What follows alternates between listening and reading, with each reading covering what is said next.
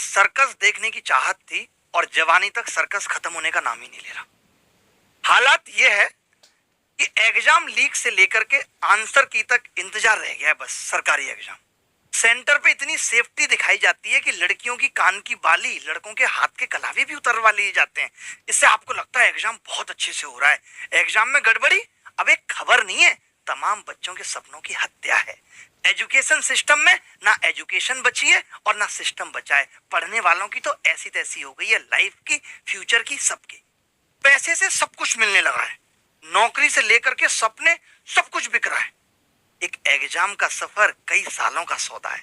बहुत सोच समझकर बच्चा किताबें उठाता है और दिल से लगाता है, दुनियादारी छोड़कर।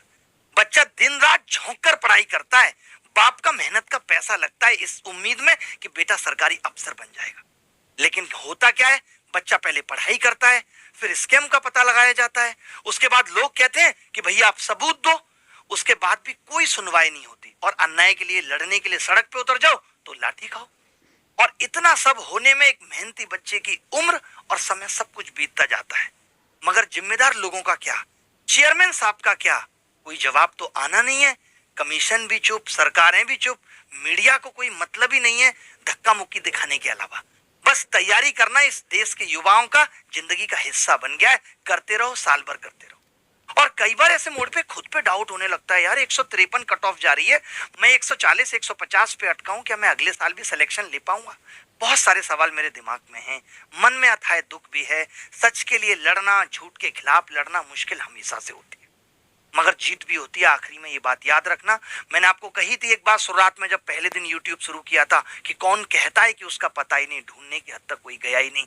जब हम ढूंढने पे निकले तो एसएससी की एक से एक बड़ी बड़ी कमियां आप सबके सामने आज देखेंगी। आपकी आंखें खुली की खुली रह जाएंगी।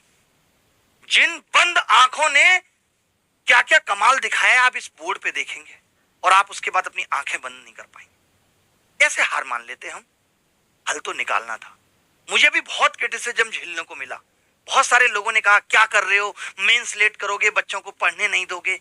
उन्हें नहीं पता था कि ये सब मेंस में भी होगा और मेहनती बच्चा फिर रह जाएगा। बट मुझे उम्मीद थी कि कोई बात नहीं, आज नहीं मिलेगा तो क्या हुआ, कल मिलेगा कोई हल। हिम्मत तो नहीं हारेंगे, जितना मर्जी चैलेंजेज हो जीतेंगे और नौकरी तो लेके रहेंगे। एक बात याद रखना तुम, एसएससी कमजोर जब जुल्म से तंग होकर टक्कर लेने का फैसला करता है ना, तो बड़े बड़े ताकतवर को भी तबाह कर देता है। तुम तो सिर्फ ग्रुप बी और ग्रुप सी जॉब की मालिकिन हो बेटा एसएससी। अब ऐसा देख रहा है कि cheating is choice not a mistake. साफ साफ पता लग रहा है, एहसान नहीं करती कोई एसएससी हो, गवर्नमेंट हो। टू गिव सरकारी नौकरी is responsibility of government, not a choice.